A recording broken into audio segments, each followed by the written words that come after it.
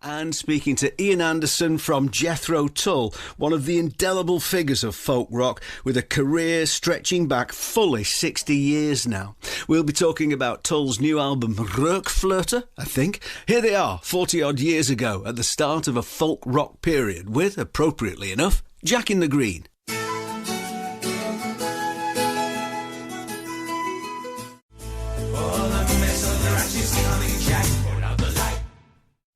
Jack in the Green is from the first of Jethro Tull's 3 late 70s folk rock albums, Songs from the Wood, Heavy Horses and Stormwatch. And we'll be talking to Ian Anderson from Jethro Tull later in the show about their new album RokFlote, all inspired by Norse gods. OK, Mark Radcliffe here. My guest this week is Ian Anderson, famous voice, one might say legendary voice, and flute player of Jethro Tull. One of those characters you can recognise from their silhouette alone. Not many of us can say that, eh? In 2022, Jethro Tull returned with their first album in 20 years, The Zealot Gene. Now, here's another one. RokFlote is about Norse pagan gods and exploring, of course, as the title suggests, even if you don't speak other languages, the rock flute sound that Ian Anderson absolutely defined. And what a pleasure to welcome Ian Anderson to talk about, what's the definitive pronunciation, Ian? RokFlote? I'm looking at the umlauts over the O's. That's just perfect, yes. A good umlaut shouldn't go unnoticed, and you got it. Right, OK. Now, and I think most people, even of limited linguistic agility, will have a crack at translating that. Well, they might, but for the most part, I mean, everybody seems to just say rock flute. It's a lot easier for us, and I'm happy with that.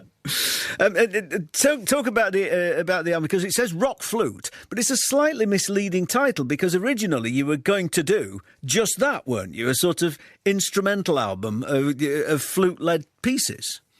The initial thought that I had, that I mentioned to the record company, was that I would do an album that would probably be mostly instrumental. It would have relatively little in the way of lyrics, but that was just an initial thought, hence the working title of Rock Flute in English.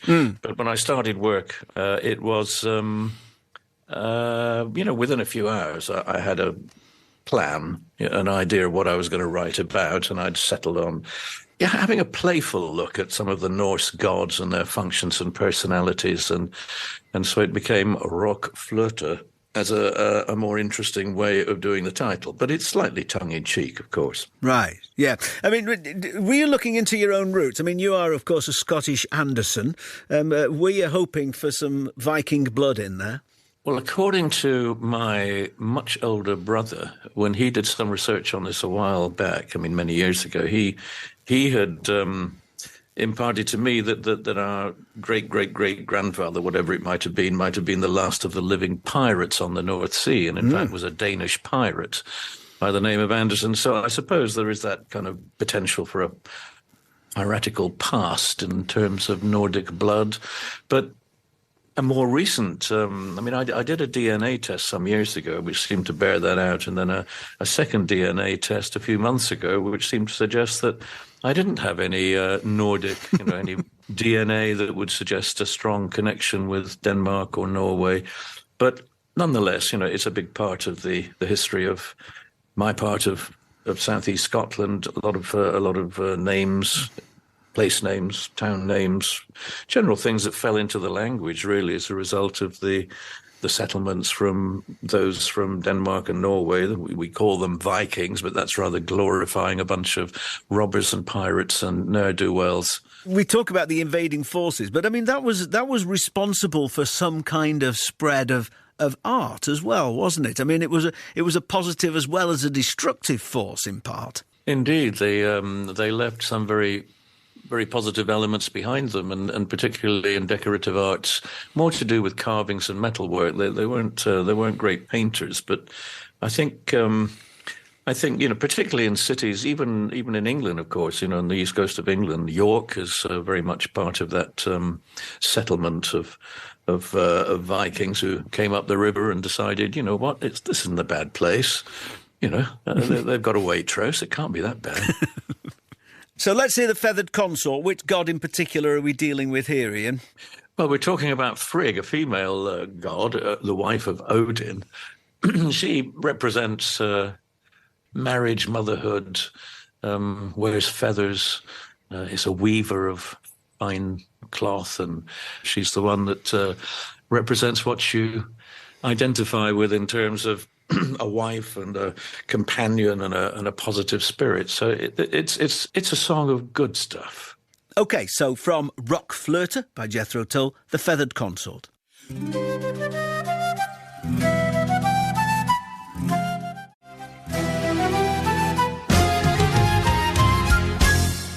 That's The Feathered Consort by Jethro Tull from the new album RokFlote. We're talking to Ian Anderson. Talking of rock flute, I mean, did you have role models for rock flute or folk rock flute, or did you invent it, Ian? Well, I wouldn't go so far as to say I invented it, but I didn't have any role models. It was just really wanting to play something that Eric Clapton didn't play, and everybody wanted to be a guitar player, including me.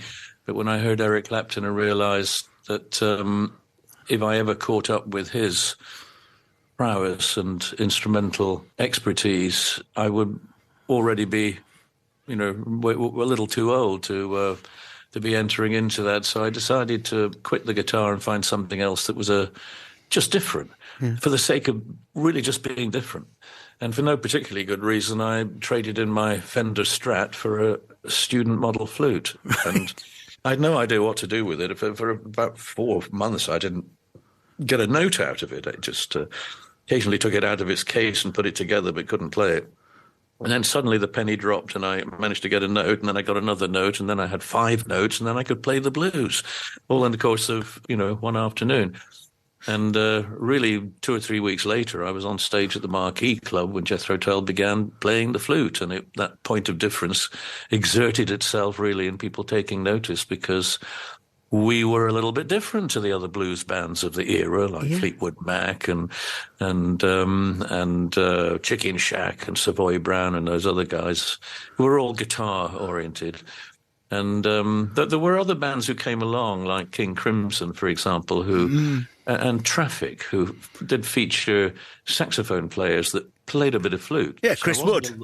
I wasn't alone in the world, but no, I didn't really cotton on to what they were doing because I was too busy playing the things I used to play on a guitar, but just playing that music on a flute and trying to give it a powerful, forceful identity to stand up against the electric guitar and loud drums and so on. So it's not that I invented it, but I was just in the right place at the right time, and it seemed to work.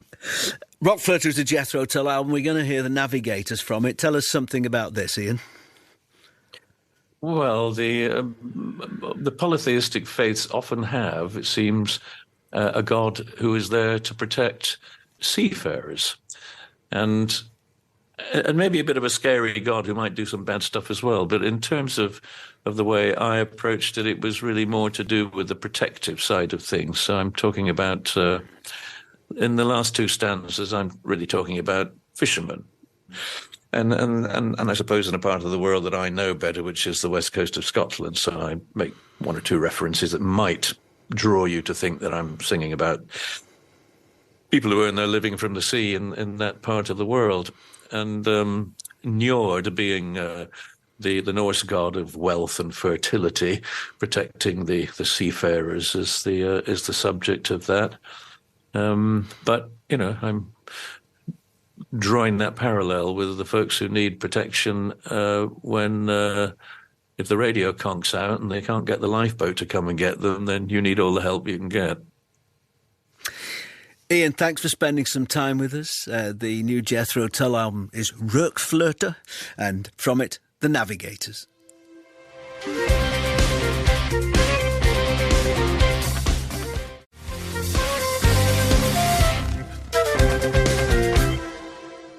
Well, you don't need me to tell you that it's Jethro Tull, because it could not be anyone else. That's The Navigators from the album RokFlote, which is out on the 21st.